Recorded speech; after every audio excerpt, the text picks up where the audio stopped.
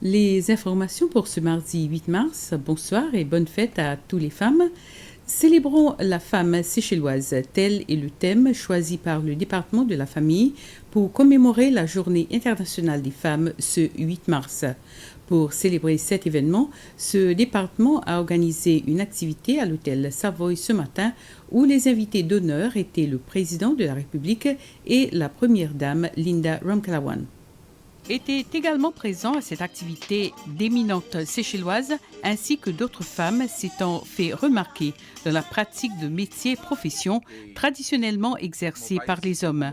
En s'adressant à l'assistance, le président Wavell Ramkalawan a tenu à rappeler la prochaine rencontre des députés et d'une délégation de la SADC autour du thème « L'égalité entre les femmes et les hommes ». De son côté, la ministre de la Famille, Marie-Céline Dialor, a commenté le thème de cette journée, à savoir l'égalité durable. La ministre Dialor a expliqué que pour elle, ce thème veut mettre l'accent sur la vie harmonieuse de la population avec la nature et l'environnement. L'implication de la femme dans les domaines tels que l'éducation, le changement climatique et la réduction des risques et désastres est tellement importante. La présidente de la Commission des femmes à l'Assemblée nationale, la députée de Glacy, Regina Esparon, a souligné ce point dans un message à l'occasion de la Journée internationale des femmes. Le thème de cette journée pour cette année est l'égalité des sexes, aujourd'hui pour un avenir durable. Toujours à l'Assemblée ce matin, le président de l'Assemblée, Roger Moncienne, a fait une adresse au début des travaux ordinaires de l'institution pour cette année. Dans son adresse, le speaker a dit son intention d'amener les travaux de l'Assemblée un peu plus dans le domaine public. Et pour commémorer la Journée internationale des femmes, le groupe des femmes parlementaires s'est réuni dans le hall d'accueil pour offrir un souvenir à leurs deux collègues sortantes de l'Assemblée nationale, Noline Sofola et Gianni Letorzi. La présidente du groupe des femmes parlementaires, Regina Esparon, a affirmé que l'appartenance à un parti important peut et que ce qui comptait, c'est de travailler ensemble pour toutes les femmes des Seychelles. Aujourd'hui, la Cour suprême a écouté la demande de mise en liberté sous caution de Laura Valabji, détenue dans l'affaire de la disparition des 50 millions de dollars et de celle de possession illégale d'armes à feu.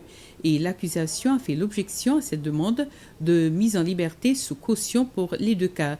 Le juge a écouté le plaidoyer des deux parties et la décision sera prise le 15 mars quant aux deux demandes. Il faut noter que les deux cas seront encore entendus le vendredi 11 mars comme préalablement programmé.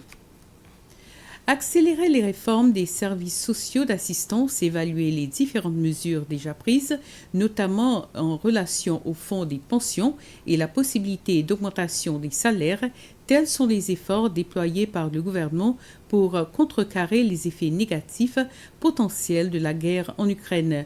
Le ministre des Finances, de la Planification économique et du Commerce, Nadi Hassan, a fait cette déclaration à l'Assemblée nationale cet après-midi à propos des événements effets négatifs de cette guerre sur l'économie du pays. Il a expliqué que si le conflit persiste, le prix des marchandises, l'inflation et les frais des transports augmenteront, à l'image du prix du pétrole qui a déjà grimpé sur le plan international. Un deuxième câble de fibre optique sous-marin est arrivé hier après-midi aux Seychelles. Ce câble est prévu pour élever le débit dans les services de communication technologique. Ce câble, transporté par bateau, a abordé à la nouvelle station de la compagnie Seychelles Cable System à l'île Perseverance. Le président Ramkalawan et le vice-président Ahmed Afif, les représentants des compagnies Airtel et Cable & Wireless et les officiels des autres compagnies ont tenu symboliquement le câble pour marquer l'implémentation aux Seychelles de la compagnie Seychelles Cable System. Ce câble fait partie d'un projet appelé PEACE, Pakistan East Africa Connecting Europe. Il va connecter le Pakistan, les Seychelles, le Kenya, Djibouti et la France. Il commencera à fonctionner au milieu de l'année en cours. Les directeurs généraux des deux compagnies, Airtel et Cable & Wireless, ont promis de faire quelques réajustements au profit de leurs clients grâce à ce câble. Ainsi termine ce flash. Merci à vous de nous avoir suivis et bonne soirée.